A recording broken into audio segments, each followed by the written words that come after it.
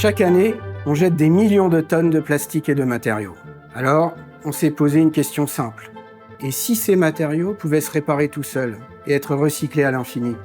À l'Institut Charles Sadron, on travaille justement sur les polymères, ces matériaux qu'on retrouve partout autour de nous, des emballages plastiques jusqu'aux dispositifs médicaux. Notre mission, c'est de comprendre comment ils fonctionnent pour imaginer et fabriquer les matériaux durables de demain. En 2014, on a lancé notre premier appel à projet avec une idée en tête. Soutenir la recherche sur des matériaux capables de s'auto-réparer, un peu comme la peau humaine. Ça a été le début d'une belle collaboration scientifique avec l'équipe du professeur Nicolas Giuseppone à l'ICS.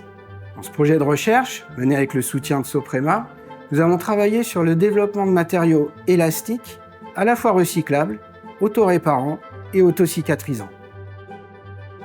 L'axe de recherche portait sur l'amélioration des propriétés d'autocicatrisation et de recyclabilité d'un élastomère, un type de plastique souple qui reprend sa forme après avoir été étiré ou comprimé, comme le polyuréthane.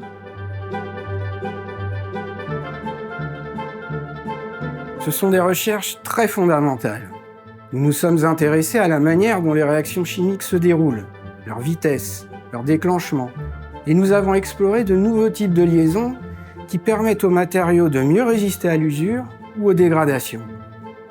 Aujourd'hui, des brevets ont été déposés et nous cherchons désormais à identifier des formulations dont le coût de fabrication permettra une application industrielle à grande échelle. Chez Soprema, le recyclage fait partie de notre ADN depuis de nombreuses années. Alors soutenir une recherche sur des matériaux réparables et durables est une suite logique pour nous.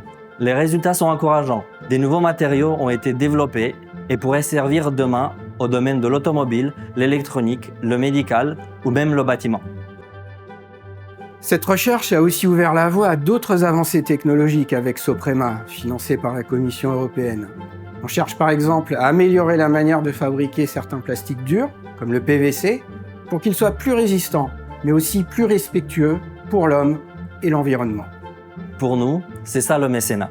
Créer des ponts durables entre l'université et l'industrie et faire avancer l'innovation ensemble.